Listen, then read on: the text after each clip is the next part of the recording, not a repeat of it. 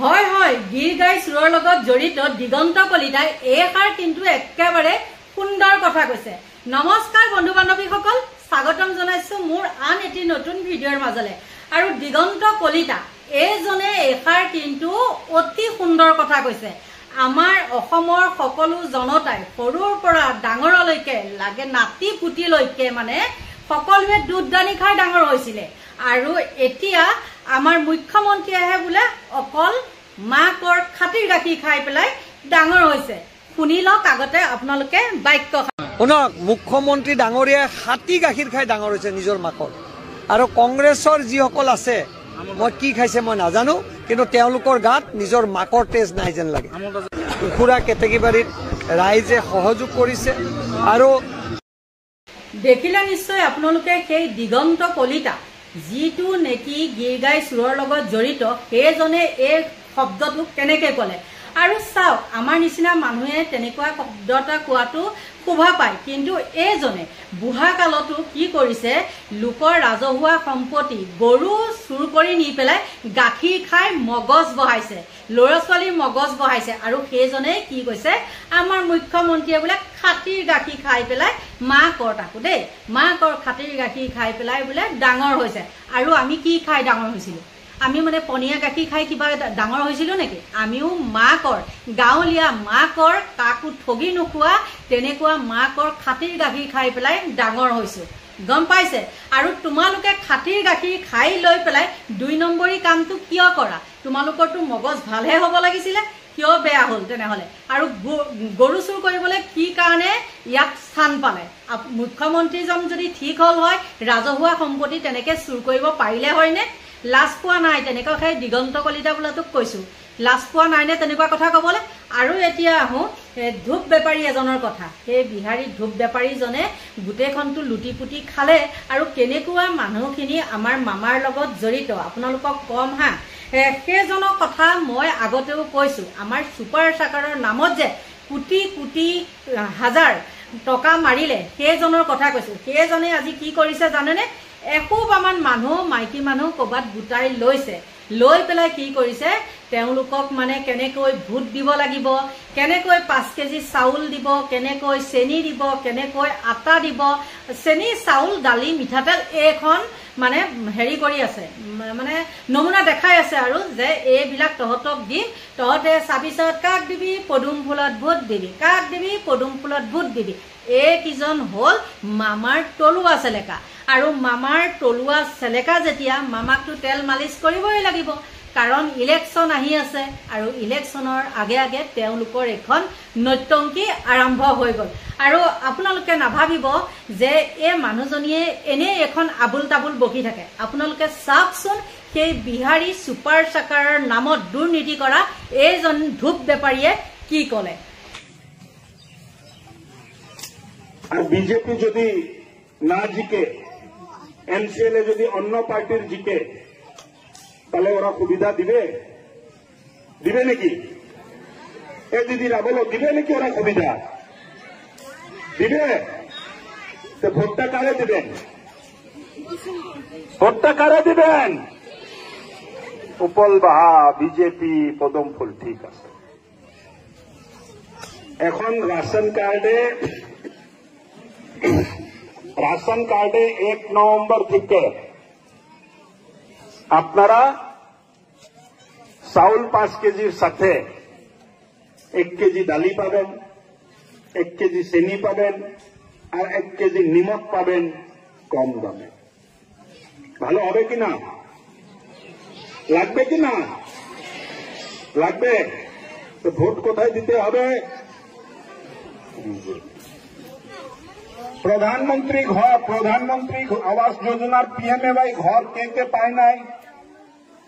প্রধানমন্ত্রী ঘর কে কে পায় নাই? আপনারা পেয়েছেন? ঘর পেয়েছেন? হাত উঠাও, কে কে ঘর পায় নাই হাত উঠাও। যোনে যোনে ঘর পোৱা নাই তেখেতসকলক এছেম্বলি ইলেকশ্যনৰ আগে আগে ঘৰ দিয়া ব্যৱস্থা কৰা হ'ব।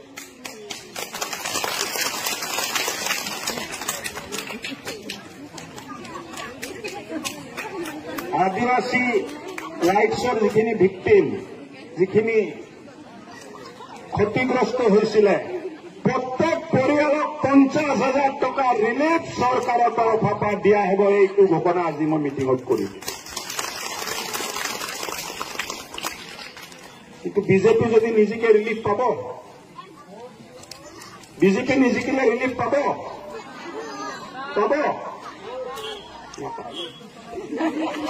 ইমান দিনে পালে, ইমান দিনে পাইছে? পাই নাই। কিয় পাই নাই? বিজেপি ছিল না, এই জন্য পাই নাই।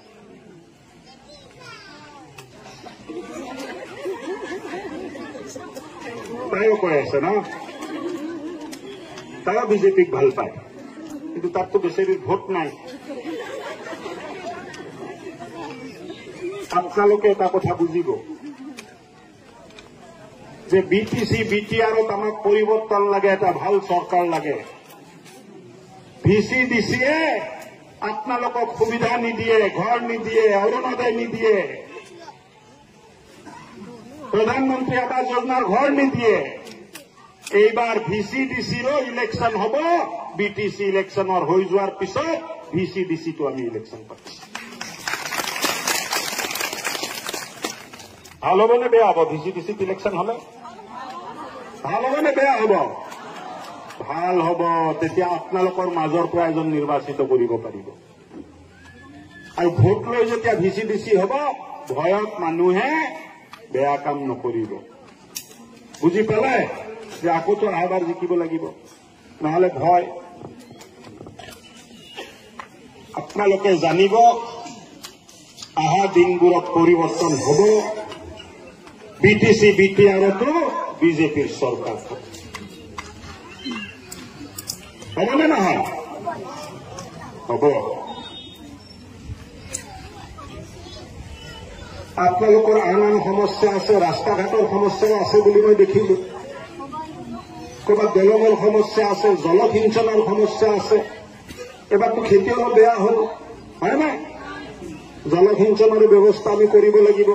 আৰু এই গোটেই ব্যৱস্থাৰ ভিতৰত আমি সুন্দৰকে চৰকাৰ এখন চলাব লাগিব। আৰু বিটিচি বিটিআৰত এবাৰ বিজেপিৰ চৰকাৰ বনাব লাগিব, পদুম ফুলৰ চৰকাৰ বনাব লাগিব, উপল বহাৰ চৰকাৰ বনাব লাগিব। শ্ৰদ্ধা ৰাইজ, ইলেকশ্যন আহিব, ইলেকশ্যন যাব, কেণ্ডিডেট আহিব, কেণ্ডিডেট যাব, কোনোবাই জিকিব, কোনোবাই হাৰিব, কিন্তু আপোনাৰ সমস্যা সমাধান নহ'ব। আজি ইমান দিনে আপোনালোকৰ সমস্যা সমাধান হোৱা নাই। এইকাৰণে এইবাৰ নতুন চিন্তা, নতুন ভোট। কাৰণ বিজেপিয়ে কোনোদিন ইয়াত প্ৰতিদ্বন্দ্বিতা কৰা নাই, আমি কোনোদিন ইয়াত কেণ্ডিডেট দিয়া নাই। প্ৰথম কেণ্ডিডেট দিছো। বুজি পালেনে নাই? বুজি পালেনে নাই? আগততো বিজেপি কেণ্ডিডেট নাছিলে। কেতিয়াবা উপল বহাত ভোট দিছে, কেতিয়াবা উপল বহাত ভোট দিছে, পদম ফুলত ভোট দিছে। প্ৰথম পদম ফুলত ভোট দিব। আৰু প্ৰথম পদম ফুলত আমাৰ কেণ্ডিডেট জিকিব। আৰু চবে অৰুণোদয় পাব, চবে ঘৰ পাব, গোটেই ব্যৱস্থা হ'ব, আৰু ভালকে কাম হ'ব। 2 নম্বৰী নহ'ব, ভ্ৰষ্টাচাৰ নহ'ব, দুৰ্নীতি নহ'ব, ভালকে চৰকাৰ চলিব। আমি আকৌ আহিম আৰু এছেম্বলিটো আপোনালোকৰ সেৱা কৰিম।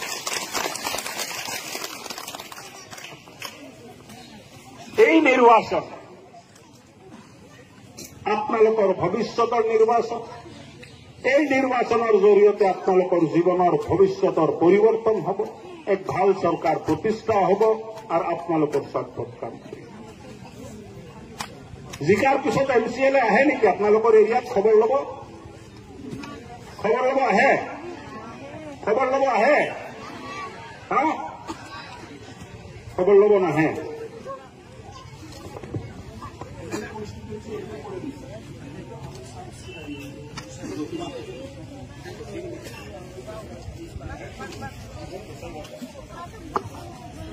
মোৰ কথাটো হ'ল আপোনালোকে ভালকে কাম কৰক। আৰু চব মানুহতো ইয়াত অহা নাই মিটিঙত, আহিছে নেকি? ইহঁতক কোনে বুজাব উপল বহা পদুম ফুলত ভোট দিব লাগে? কোনে বুজাব ইহঁতক?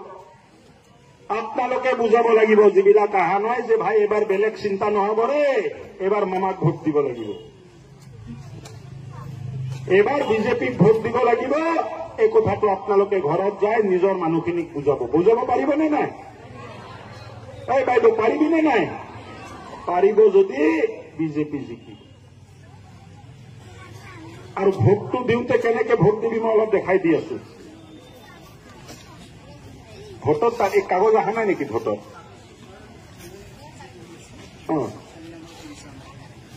চব বুজাই দিব লাগিব ভোটাৰক।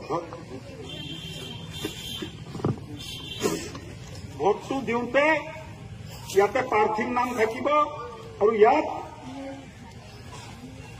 পদুম ফুল থাকিব। পদুম ফুলৰ ওপৰত ষ্টাম্পটো মাৰিব, থাপ্পাটো মাৰিব, হাতৰ টিপ নলগাব। হাতৰ টিপ লগালে ভোট কেঞ্চেল হৈ যাব।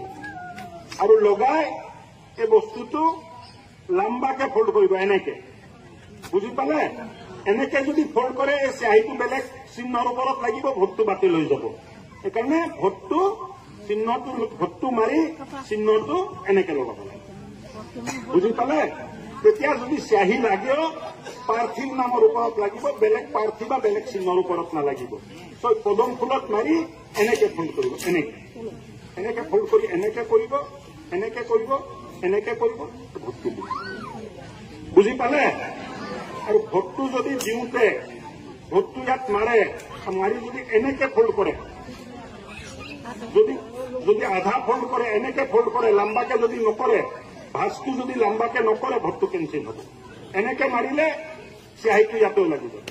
সেইকাৰণে ভোটটো বেলেগ পেপাৰটো লাম্বাকে কৰিব। এইটো ললে ভোটটো মাৰি এনেকে দিব, হ'ব লাম্বাকে।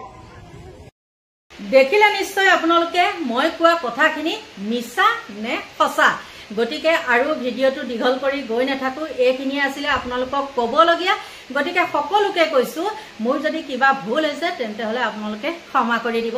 আৰু এতিয়া আপোনালোকৰ পৰা লৈছো বিদায়, বাই বাই।